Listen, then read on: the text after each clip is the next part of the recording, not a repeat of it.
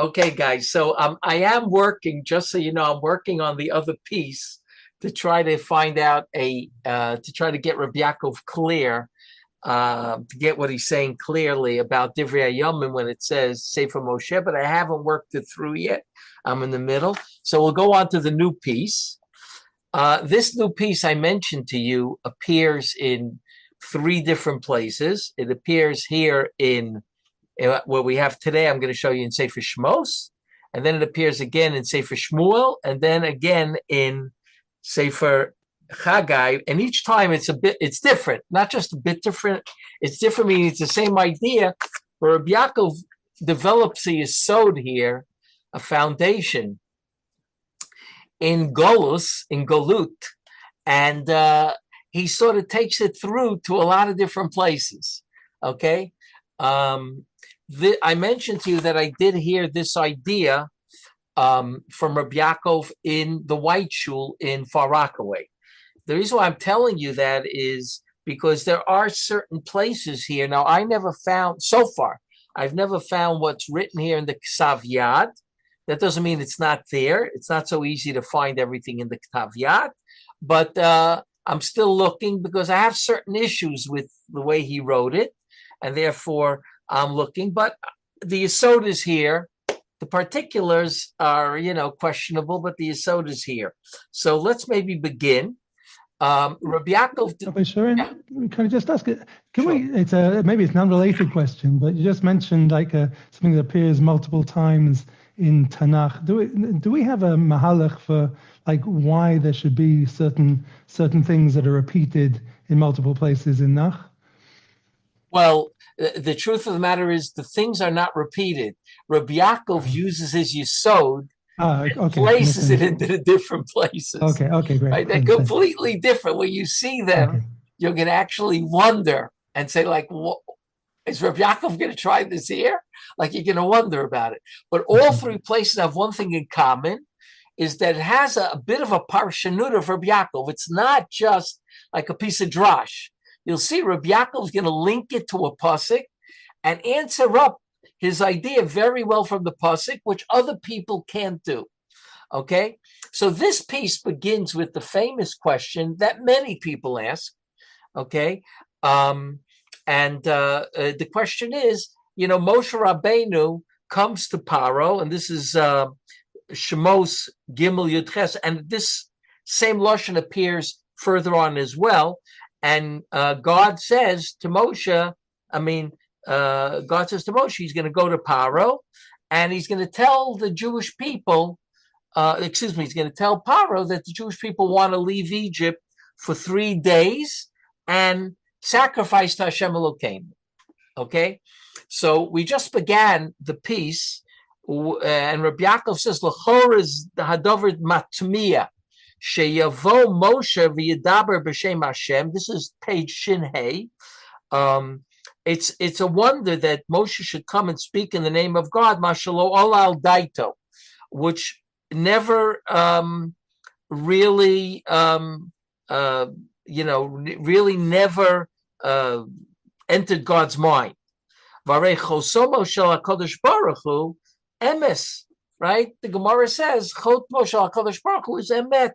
Moshe Rabbeinu shakosav heirolo b'chol beisi nemanu hayitochen sheyishana, and the pasuk in Bamidbar says Moshe Rabbeinu is b'chol beiti neman.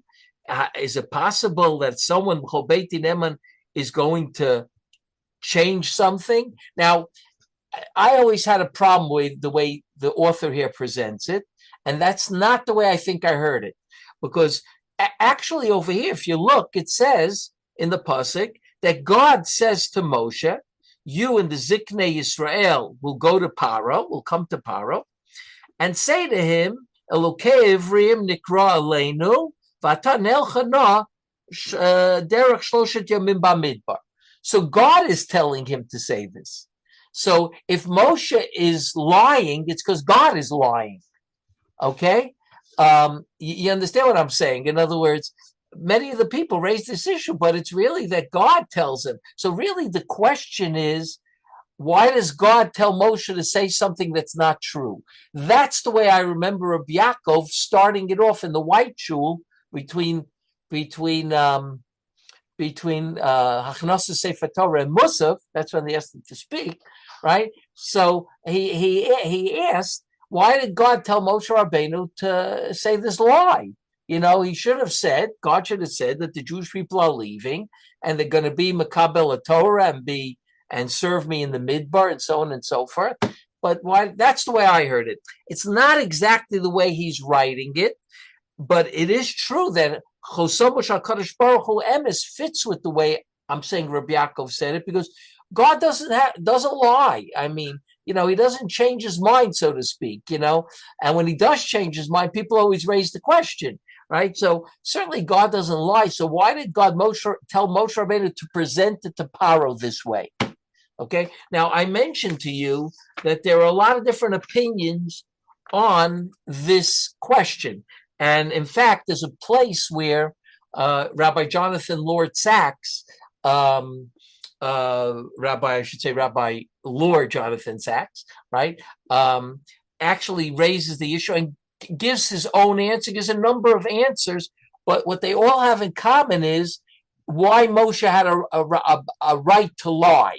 Why did he have a right to lie, right? Rabbi Yaakov takes a whole different approach, and I have a feeling, I mentioned to you, sometimes Reb Yaakov's influenced by Slobodka. Here, Reb Yaakov's influenced by Reb Yaakov. Okay? Reb Yaakov told me from the day I was 6, I never said a lie. That's what he said to me. That was the Lashon. And he had a taina on a Rebbe of his that he had when he was 6, who accused him of lying. He had a taina on the Rebbe, and in fact, the Lashon he used was, I'm going to take him to a din Torah. And I remember my grandmother listening to this and saying, she didn't call him Yaakov or Reb Yaakov, she called him the Ruv. I didn't understand the Ruv. The Ruv was 6 years old. The Rebbe can't think that you could say a lie. So he said, the Rebbe should know his Talmidim, and he should know that Yankel Dal Hinover doesn't say a lie. That's the way Reb Yaakov put it, okay? So Reb Yaakov was very extreme when it came to this. And there were a lot of things in his life that changed because of the fact that he wouldn't lie. Now, it doesn't mean he always said the truth. It just means he never lied. Sometimes he didn't say anything, right? But he didn't lie. And I think that this is very fitting, because if you take a look at the piece, I don't remember where it is. Rabbi Sachs wrote so many different commentaries on Chumash, meaning not commentaries, but drushos. He's like about 7 or 8 volumes on the whole Torah of different drushos with different themes. At the beginning of the book, he writes about a certain theme and he writes it through. So one of the places, it's called Freedom and Truth. He gives a number of different answers, but I seem to remember that all the answers had one thing common: why you had a right to lie here. And Reb Yaakov was going to take the approach that there was no lie here, because I think Reb Yaakov held you can't lie. Okay, so he says, so let's go to the next page, page Shin Vav.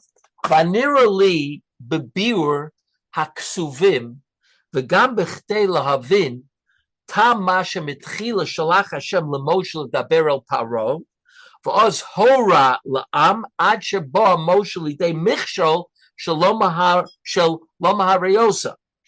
And I'm here. It seems to me to explain, and also you'll understand why God originally sends Moshe to speak to Paro, and then all of a sudden things get really bad, right? So much so that Moshe Rabbeinu, right, is nichshal in accusing God, right? He gets angry, and God says, can't you be like the avos that gave me l'kaf zchut, right? And in fact, Rashi says Moshe Rabbeinu was actually punished for saying lo mahareyosa. So he says, I'm going to explain, right, why God did that, right? He quotes the Gemara there. God doesn't do here what Reb Yaakov is saying is he won't do a judgment without judgment, right? In other words, God had a cheshbon here why he did this. In other words, Moshe Rabbeinu couldn't understand the cheshbon.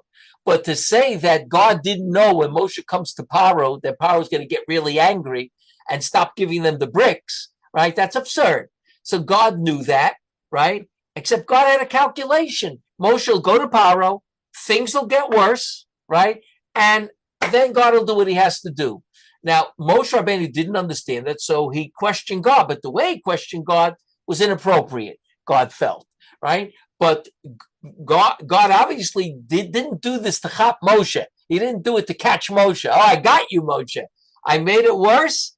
Paro made it worse, and now you're tining me. I caught you. You didn't have enough bitachon to me. Obviously, God didn't do that. He's not out to catch somebody, right? So that's where Reb Yaakov says that obviously he had a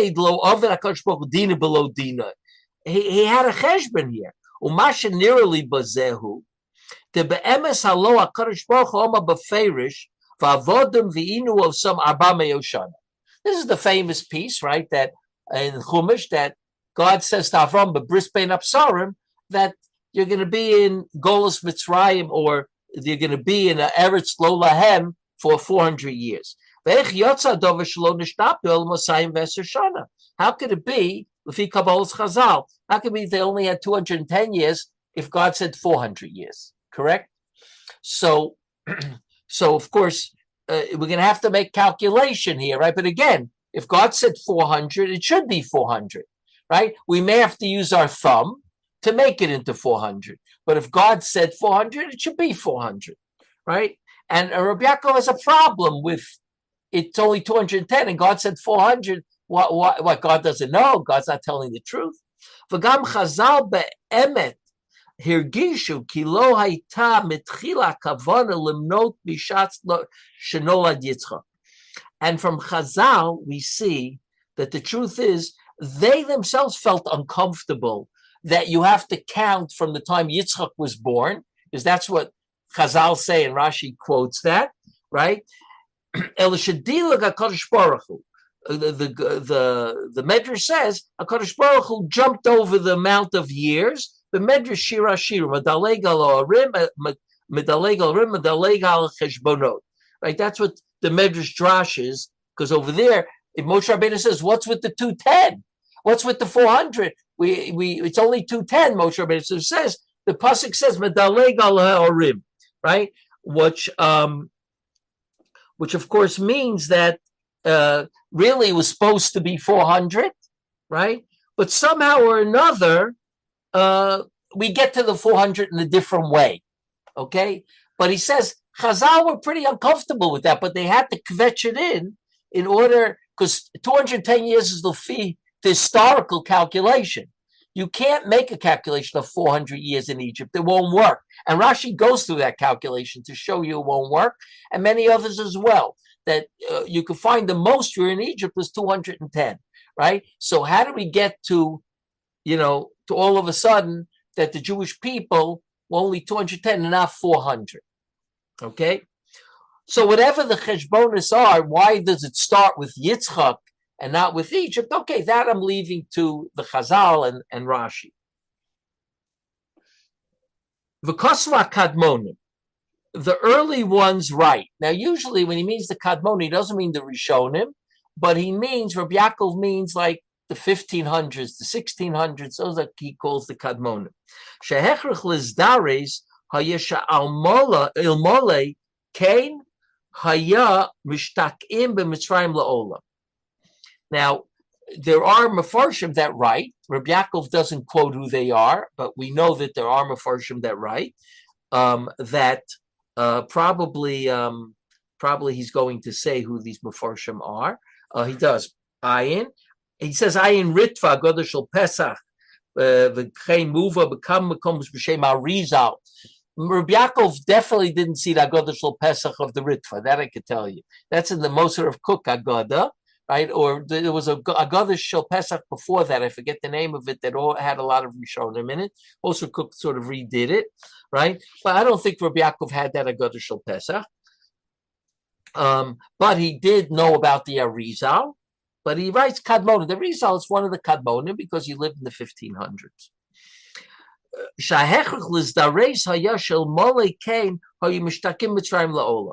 Why did God have to push the number to 210 and not to 400? Right?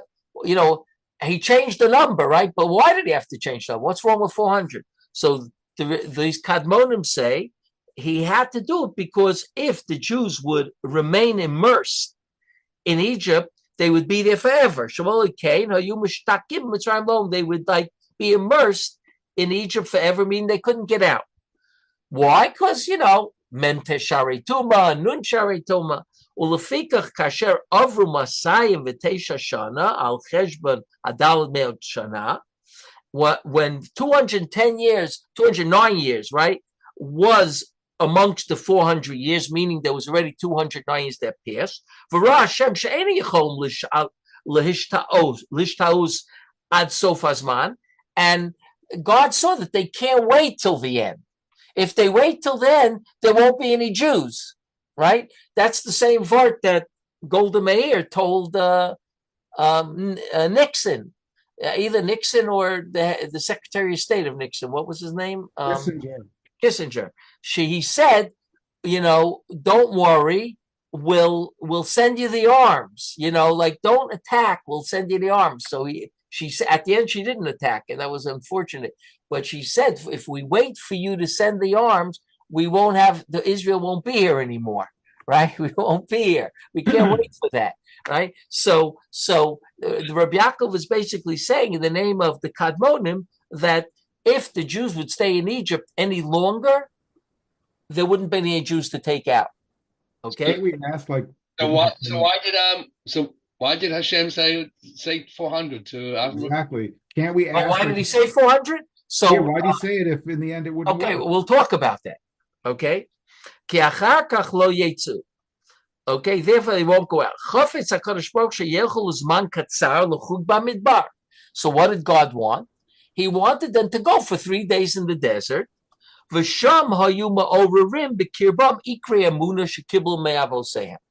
would Moshe Rabbeinu do with the Jews in the desert 3 days? He would make a weekend, right?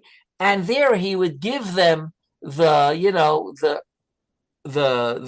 Ikre Emunah, the essence of faith, to Shekiblu Me'avoseim, which they got from Avram, Yitzchak, and Yaakov, right?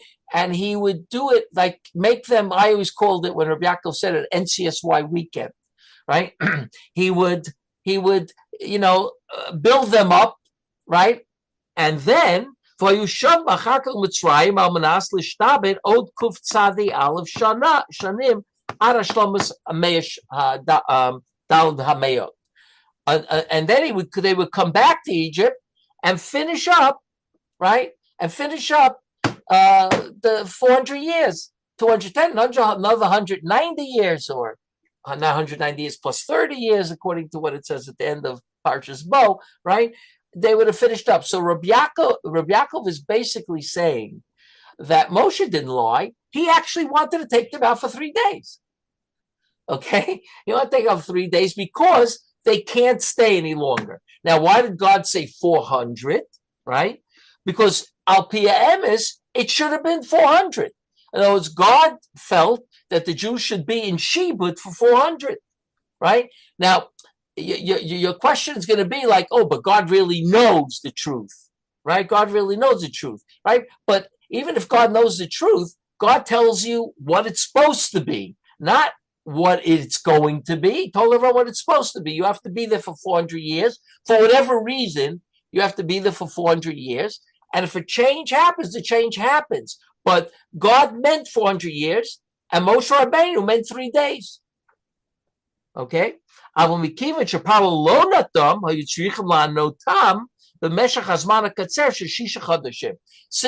Paro didn't let them go for the 3 days, now what do? If you can't go for the 3 days, the Jewish people are going to completely become assimilated because they're at the edge of that anyway, right? So they needed 6 months to give them the Inui Shel Kuf Tzadi Aleph Shana.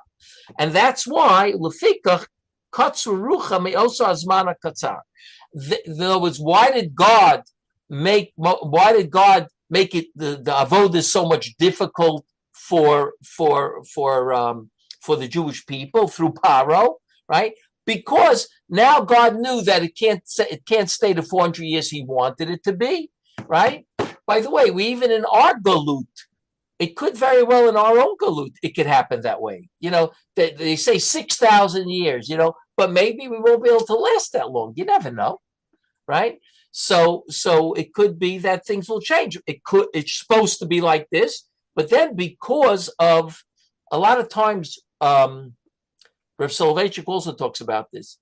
He says that before they sold Yosef, right, the Geula was supposed to look a certain way. But Moshe Rabbeinu was supposed to bring the Jews into Eretz Yisrael. It was supposed to be a Geula. He says once they sold Yosef, the Talich HaGeula changed completely. That's what he says. And in other words, so God had one idea, but the Jewish people did X. They sold Yosef. Now the idea changed. The Talich is much longer and it changes. So really, Talich was supposed to be 400 years, but now it became shorter, right? By the fact that the Jews couldn't remain here any longer. So Reb Yaakov says, so how do you get to the 400 years? Reb Yaakov says, that's why God made the Shibud so much harder, that it was as if they were there working for 400 years, because they worked so much harder the last year, right? Which is it's not such a posh idea, because to say that, there's 190 years of work in 6 months or a year is not so posh to say, but that's what Reb Yaakov says. And that the truth is that originally it was supposed to be there, right? And by the way, Reb Yaakov is going to go on to say, and here's where his big yesod comes in. He's going to go on to say that the Jews were really supposed to come back, right? But it was Paro that didn't let them come back. Okay, it wasn't God didn't let them come back. It was Paro. Now watch what he says here. V'zeu biur b'psukim dalahalan. V'ani yadati ki lo yitein eschem melech Mitzrayim la'aloch v'shalachti es yodi v'achar kach yishalach eschem hainu mitchila chafzu she'yiten osam lahaloch. Okay, if you look at the psukim, right? The psukim which starts Gimel Yud Ches. So it starts Gimel Yud Ches, and it says over there the following thing. Say in Pasuk Gimel, God says you should tell him you want to go for 3 days. Yutes v'ani yadati ki lo yitein eschem melech Mitzrayim la'aloch, and I know that Paro melech Mitzrayim will give you lahaloch, not let's say lahaloch, because Moshe Rabbeinu said Nelcha, right? Nelcha no derech shlosha shemim. I know he won't give you lahaloch. V'shalachti es yodi v'kesi es Mitzrayim b'chol niflosai asher esa b'kirbo v'achar ke yishalech eschem. Then he's not going to give you permission to go. He's going to send you out. That's the way Reb Yaakov learns the pasuk. I know you asked lahaloch. He won't give you haloch, but at the end he's going to yishalach. Okay? And Yishalach means for good, and here's Reb Yaakov's going to come up with a very interesting piece of Parshanut later on. Watch this. So he says, okay, he puts in the words l'chalutim, the editor here.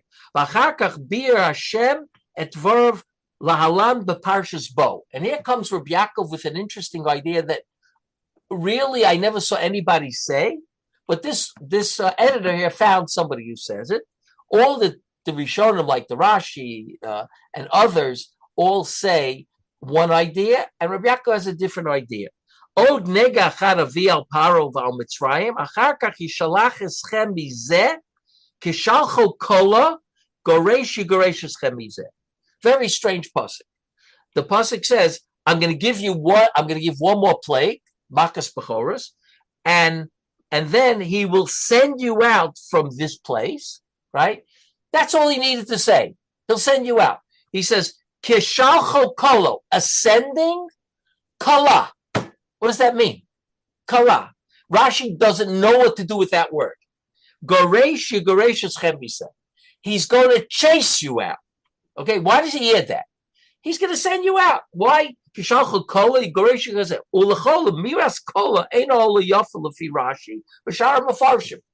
All the mafarshim say that the word kola means all of you. Okay? So the editor on the bottom, Ayin Dal, says, Hainu the Rashi Rashbava Sfurno, Sham Pirshu, the Tevas kola pirusha shu yigorish et kulchem. Right? Kulchem. For Rabbeinu Meir, and the Rabbeinu Meir Shaloshin Eina Ola Yafed. Lomar kulchem, you goresh, you. Why kola? It should say kulchem, all of you, which also doesn't make any sense because he's going to send all of you. What? He was going to send half of you. So you have to say, no, what they mean is he was going to send just the men, and now he's going to send all of you, right? You're going to have to kvetch that into, but where does the word kola? The word kola generally appears in Tanach a fair amount of times, okay? I'll give you one example where it appears. Let me just check it for a minute. 1 second. So when Shlomo Melech builds the Beis Hamikdash, right? When he finishes building the Beis Hamikdash, it says over there like this. It says, remember I used the word kola, but I'm not finding it now. Here. At the end of chapter Vav, Ubashana Achas Achadesrei, B'Yerach Bul, in the 11th year, in the month of Bul, Hu HaChodesh HaShmini, Chodesh Shmini in time of Tanach was called Chodesh Bul, Kola Habayit L'chol Dvarav L'chol Mishpatav. Kola Habayit. Now, how does he translate it? Art Scroll. Where are you right now? Sefer Malachim Aleph, chapter Vav, Pasuk Lamed Ches. The house was completed according to all its particulars. Kola. So Reb Yaakov says over here, Ulachor milas kola ain't only yafel lefi Rashi, because it means, according to Rashi, it means kulchem. Okay. Elazel biura ki oz lechalutin yishalach eschem v'lo leleches bamidbar, meaning he's going to send you out completely. That's the word kola. Finished. He's going to kola, right? Yishalach eschem kola. Why is it stressing that? Because originally Moshe wanted to go out for 3 days. So God says, Od nega achas of al paro val mitzrayim achrei yishalech eschem kishalcho kola, ascending that is complete, finished. Goresh eschem. Why? He's going to chase you out. Even if you want to come back, you can't come back. To make up the time, you can't. So once Paro chases you out, I'm not mechuyev to come back. He's going to chase me out because of the Bakas Bechoros. He's going to chase me out. So Rabbi Yaakov comes up with this idea, and he shows it in the Parshanut of the Pasuk that originally that wasn't the idea. I'm going to give another plague, and then he'll send you out completely. Before that, it wasn't supposed to be. So that's the Reb Yaakov's approach to this. But meanwhile, Reb Yaakov now did something very interesting. He said that because he said that originally he's supposed to go out for 3 days. Why? Reb Yaakov says, like the Kadmonim say, because the Jewish people couldn't handle the Shibud any longer, mitzad the fact that they were very assimilated and very downtrodden. So they couldn't handle it anymore. So they really needed a weekend outside, right? And they didn't get it from Paro, and therefore they couldn't stay any longer. Okay? This idea that there's a concept that God, when he sees the Jewish people faltering, he makes an NCSY weekend. Reb Yaakov is going to show this out throughout Jewish history. Okay? Here's where Reb Yaakov, this is the beginning of it, right? And then he begins to show it throughout Jewish history. The next place he's about to show it is the Second Temple period. Okay? Whereas the First Temple period was a normal Geula. The Second Temple period, according to Reb Yaakov, was not a normal Geula. Okay? And that's the next piece that I gave you over. That's the piece in Parshas Bo. Okay. And here Reb Yaakov does something very interesting.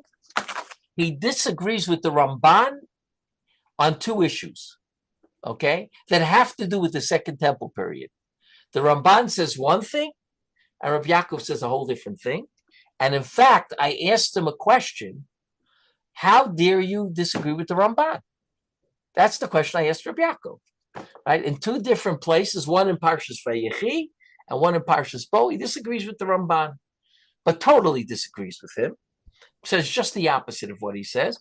And I'm going to give you what Reb Yaakov told me after we see the piece. Okay, you'll appreciate it more. So it says, Kosav Ramban. You see, a Chodesh Azelachem Rosh Chodeshim. This is the parsha that we just had, right? That's page Shin Chavav. HaChodesh Azelachem Rosh Chodeshim. Kosav Ramban ukvar eskiru Rabboseinu ze inyan va'omru Shmos Chodoshim Alu Imon Mi Bavel. The Yerushalmi says that the names of the Chodoshim that we have, Tishrei, Cheshvan, Kislev, Teves, went up with us from Bavel, the Babylonian words. Ki mitchila lo hayu lahem shemos eitzleinu. We didn't have names, which is not 100% true because I just showed you in Sefer Malachim, the 8th month is called Chodesh Bul. Okay, so we had certain names for months. Okay, but they were Hebrew names, but we stopped using them. We started using the non-Jewish names.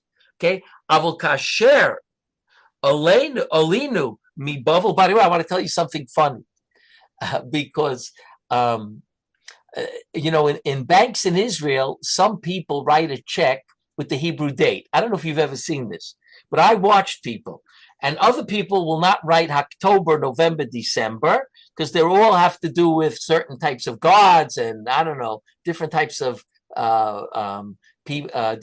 ideas of paganism, right? So they won't write that. They'll write, if they're writing February 3rd, they'll write, 10 of 3, right? 25, right? That's what they'll write. 10 of 3, 25. Am I correct? Right? If the February 3rd, they'll write 2. I mean, 2 of 3, 3 of 2. That's what they write in Israel, right? The day for 3 of 2, 25, right? But they won't write the name. But some people write the Hebrew name. And I always find it funny. I asked one guy who was writing a check on the Hebrew, I said, you're writing the Hebrew months, but they're all Babylonian, right? And you see what Rabbi Yaakov says about these Babylonian months. In fact, some of them are actually pagan names, right? So what did you gain over here? You don't want to write October. You want to write Cheshvan or Kislev or something. Okay. This is a quote of the Ramban. We went back and called the Chadashim the names that were called in Bavel. Laskir kisham amadnu misham helenu Hashem Yisparach. We were sitting there in Golus, and God brought us up. It was a geula. Ki el Hashem es nisan iyav v'zlo Hashem es parsiim. V'liim tzarak b'sifrei neviim Bavel u'Megillas Esther. Where do you find these names? Tishrei, Cheshvan, Kislev, Adar, right? You find it in Sefer Megillas Esther and in the Svarim that were written, like Ezra, Nehemiah, Daniel, right? That's where you find these names. You don't find them other places, right? So why? Because they came up from Bavel, right? So Reb Yaakov says, so the Ramban over there says, to remind ourselves of the Geula, right, that we had from Bavel back to Eretz Yisrael, we kept the names to remind us of the Geula that we had. So we kept the Babylonian or the Persian names. There is to wonder. Madu bemes azvu loshen Torah v'noktu loshen paras. Why did they leave the Torah and use Persian names? Right? So the Ramban says, because it was to help to remember the Geula. Ubeprat b'shemas hachadashim, right? Here he's first talking about Loshen HaTorah. He talks about this Reb Yaakov in many places with different things, like you find Antignos, right? When was the last time a guy gave his kid the name Antignos?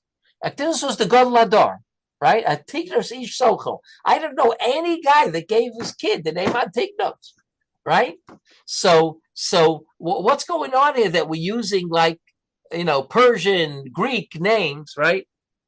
ובפרט בשמש החודשים שיש בהם שמש עבודה זרה, כמו תמוז, Tammuz is one of the Yecheskel.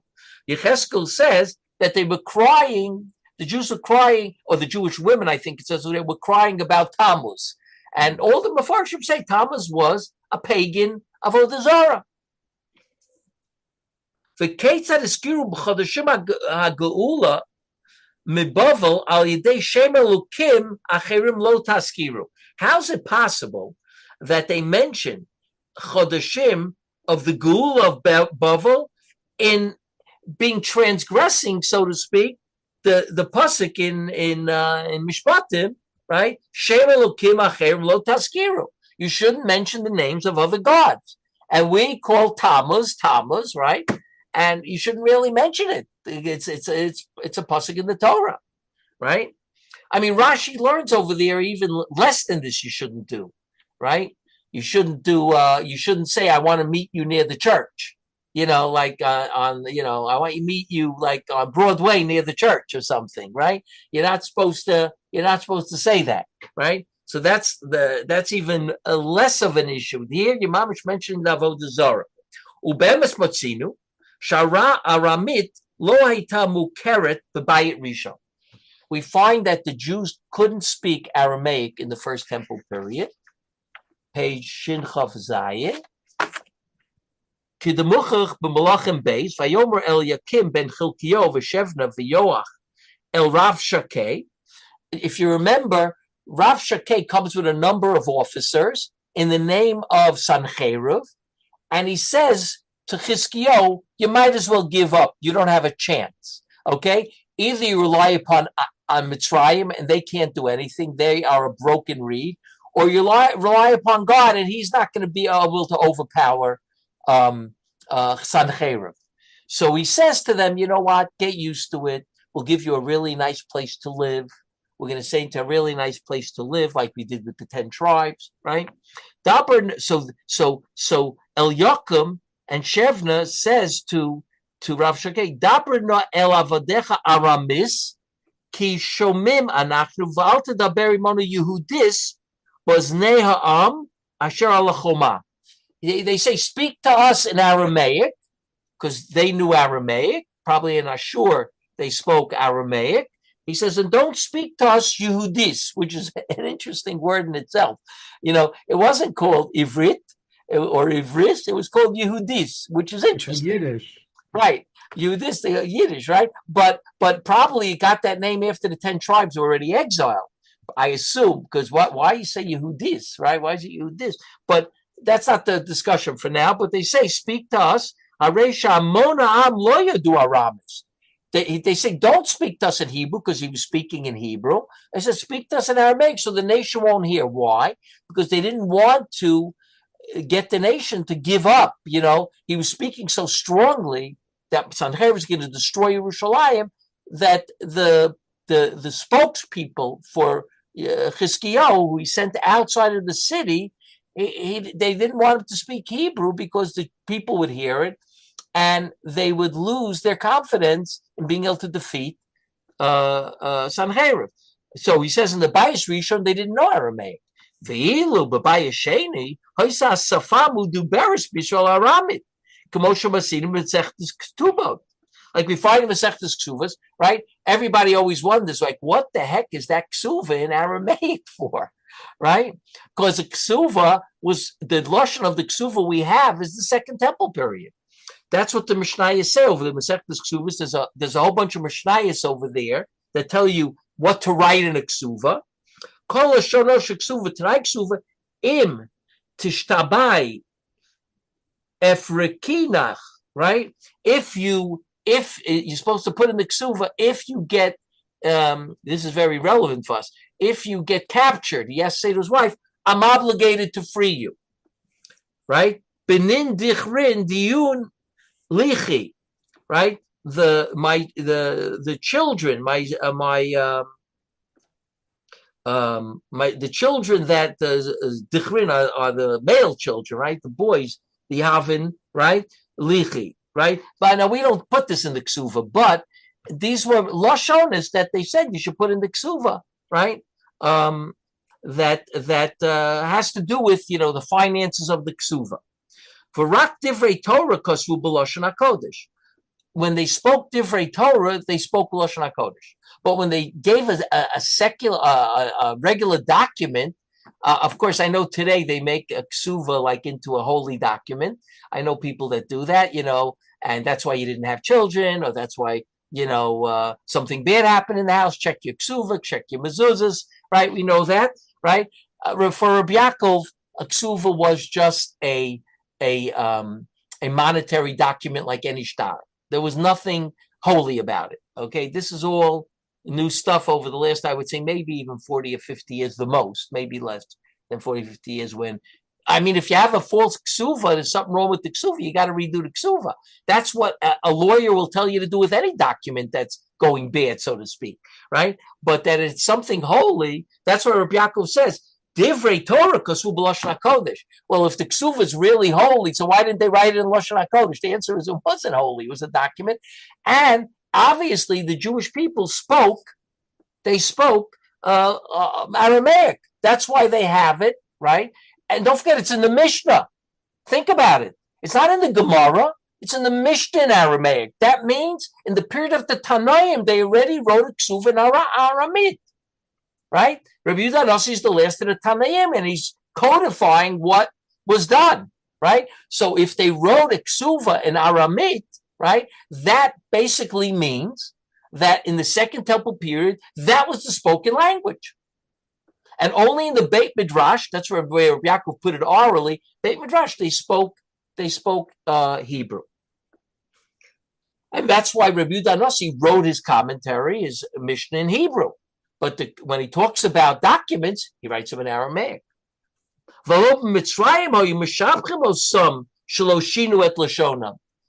wait a minute. In Mitzrayim, that was a big shevach the Jews got, that they didn't change their language. And all of a sudden they're speaking Aramaic. How does that work? Right?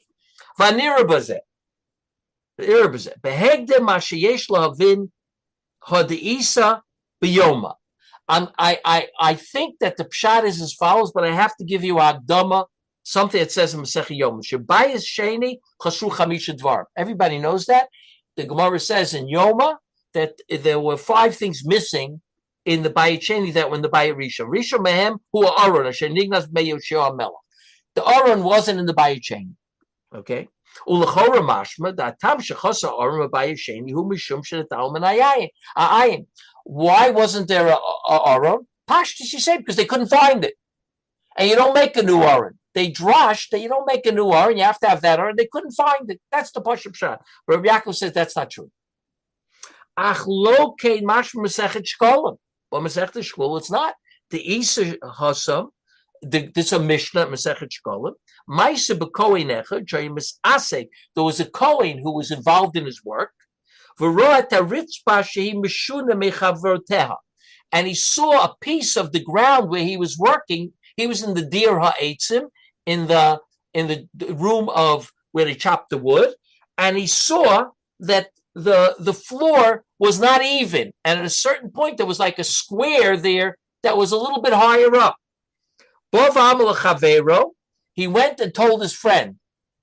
Lo hispik ligmar davacha yotza nishmaso. The Mishnah says he couldn't finish what he wanted to tell his friend until he passed away. And then they knew specifically, clearly, that the Aron was buried there. So wait a minute. Ad kal shora Mishnah, right? So they knew where the Aron was, but yet they got the idea you can't take it out. That's a whole different ballgame that you can't find it.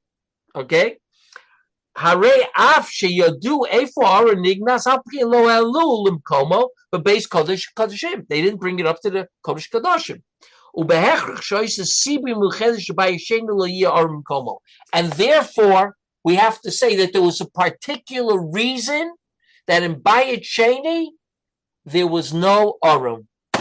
Not because they didn't have it, but God didn't want them to have it. And the question is, why? Why didn't God want them to have the Aron and the all other 4 things in Bayit Sheni as he had in Bayit Rishon? So Reb Yaakov here is going to come up with a tremendous yesod, right? That the Bayit Sheni was a long NCSY weekend. Instead of being 3 days, it was 420 years. But it was a weekend. And in other words, there was not supposed to be any Bayit Sheni. There was supposed to be Bayit Rishon and Bayit Shlishi, no Bayit Sheni, right? And that we'll already see next week, and we'll also see it in Sefer Shmuel, where Reb Yaakov used this Yisod at this NCSY weekend, and he used the Yisod in Sefer Chagai, which is the Second Temple period. He's going to use it there as well, and in each place, he's going to prove it from when the way the pasuk is written, meaning a parshanut of the pasuk, both in Chagai and in Sefer Shmuel. I think chapter Zion, Shmuel chapter Zion. That's where he's going to prove it. I'll send you the material next week, but I'll probably start off. I wanted to send it to you this week. I'll start off with the Abarbanel. Because I photocopied my Abarbanel, but my page is already yellow, so it doesn't come out good in a photocopy. When it's yellow, it comes out dark. So I have to go to the school and photocopy it in the school. My Abarbanel is completely yellow. It was my father's already. So you're talking a Abarbanel that's probably 70, 80 years old, right? And the paper wasn't the greatest paper in those days, so it didn't. By the way, Reb Yaakov's Abarbanel, Nevi'im Rishonim. Reb Yaakov had Nevi'im Rishonim, the Abarbanel. It was 400 years old. Whoa. Yeah, so I wanted to get it after he passed away, but I live in Israel, so someone already took it. I don't know who took it. But his was 400 years old, and it was still much more intact than mine was, and mine's probably 70 or 80 years old. But in any event, any questions to what we did today? You were going to say what he told you. He told you something. What? Yeah. So in other words, Reb Yaakov is setting this all up to disagree with the Ramban, and the Ramban is saying that there's a geula, right? And therefore they brought up the names from Bavel as a zecher to the geula, and then in Parshas Vayechi he says the Chashmonaim had no right to take the Malchus from Beis David, and they got punished for it. Do you remember that Ramban? Right? So Rabbi Yaakov asks the following question. He says, the Ramban, you know, right, that it says, Lo Yoser Shevet Me Yehuda Mechokim Bein Raglo. But the Chashmonaim didn't know that. You, Ramban, know it, but Chashmonaim, they didn't actually know that, huh? That's what you're assuming, right? They didn't know it. They didn't chap the pasuk. The Ramban chap the pasuk. He says, that's not the pshat. And Rabbi Yaakov goes on to say why he disagrees with both the Ramban and Vayechi about the Chashmonaim, and also in right here about the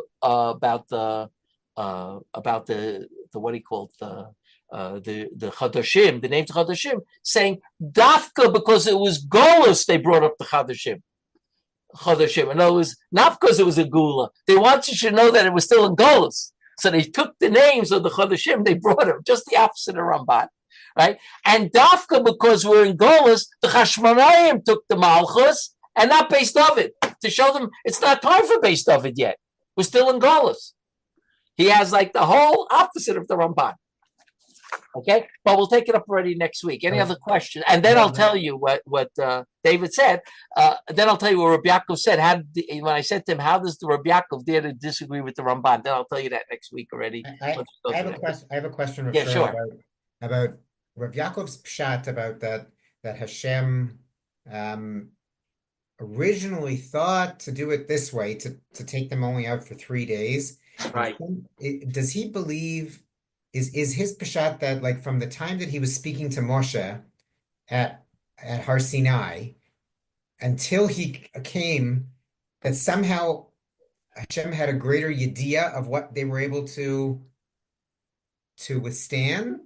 Like it almost would have to be that somehow he changes his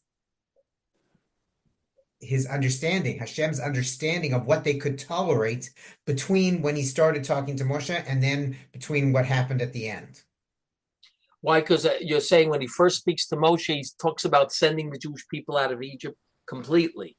No, I thought initially he says that they're going to ask to go out for 3 days. Right.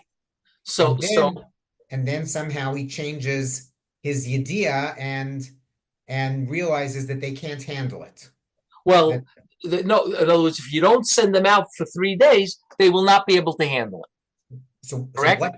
What changed in Hashem's yediyah of whether they were going to be able to handle it between when he was talking to Moshe initially and when he eventually came to. The way I'm understanding Reb Yaakov is like God, of course, knows the future, right? Knows how this is all going to be, but we're left with free will, right? And the free will is, that we have to be there for 400 years and we have to last if we use our free will properly. But if we don't use it properly, we're going to need something else to happen in order to make sure, because the bottom line is that the Jews cannot be destroyed.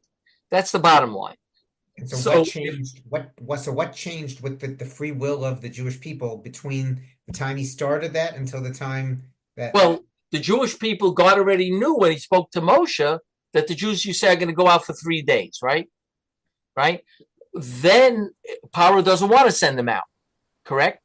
So Moshe Rabbeinu says, so God says, Moshe, he's going to have to send you out now completely, because if he doesn't give you 3 days, you're not going to last in Egypt 400 years, correct?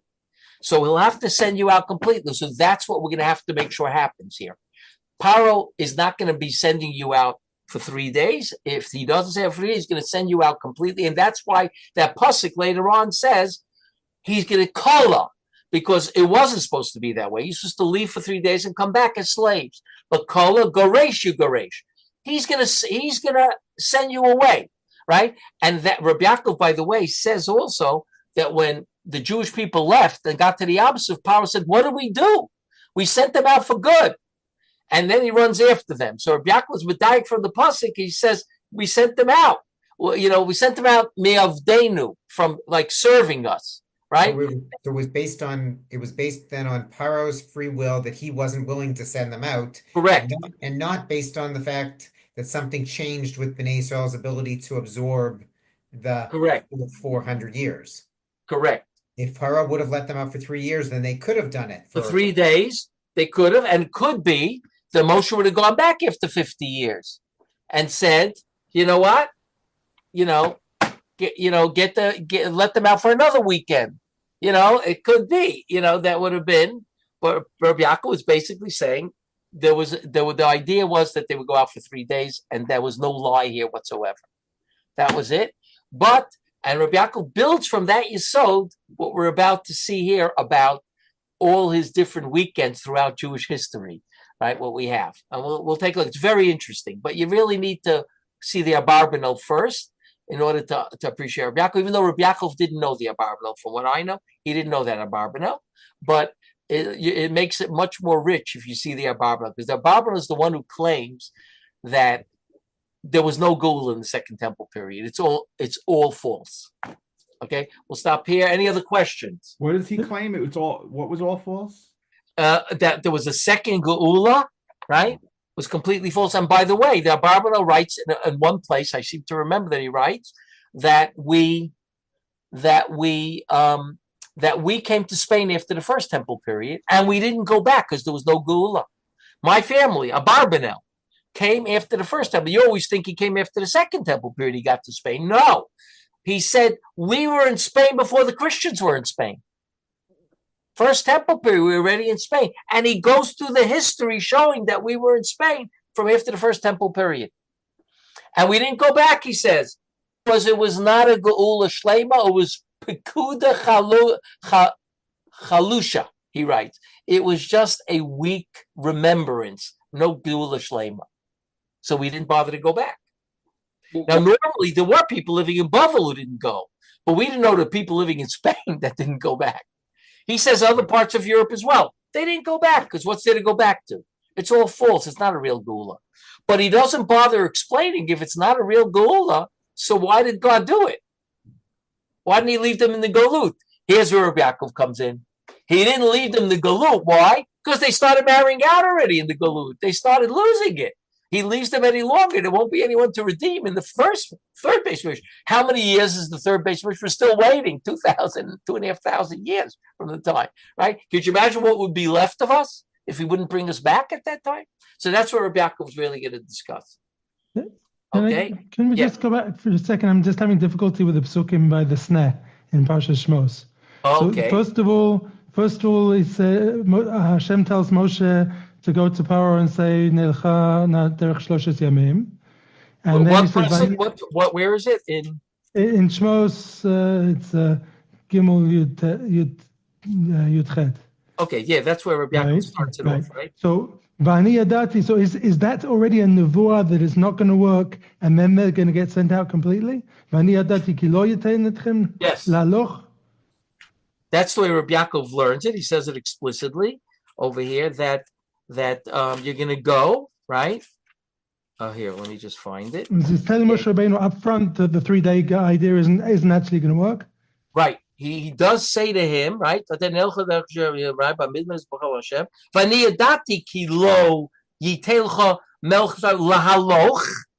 you said nelcha lahaloch velo biyot chazakav. That means like without a strong hand. V'shalachti et yodi v'keshem shai b'chol niflasai she'esu b'kirbo v'achar kei yishalach eschem. Then he's going to send you out, right? But the whole process is there is saying already. here that he's not going to let you out, and therefore he's going to have to send you out for good because you won't be able to remain here for another 100 and some odd years if you don't have weekends that you can get out. Like like the prisoners get out on weekends. What do they call it? They have a certain thing they call it. Foray or something. Yeah. Right. So yeah, that's where Reb Yaakov learns over here is that that he's saying he won't let. But when he asked for 3 days, he really meant it. Okay. Give Paulo the chance, to say yes or no.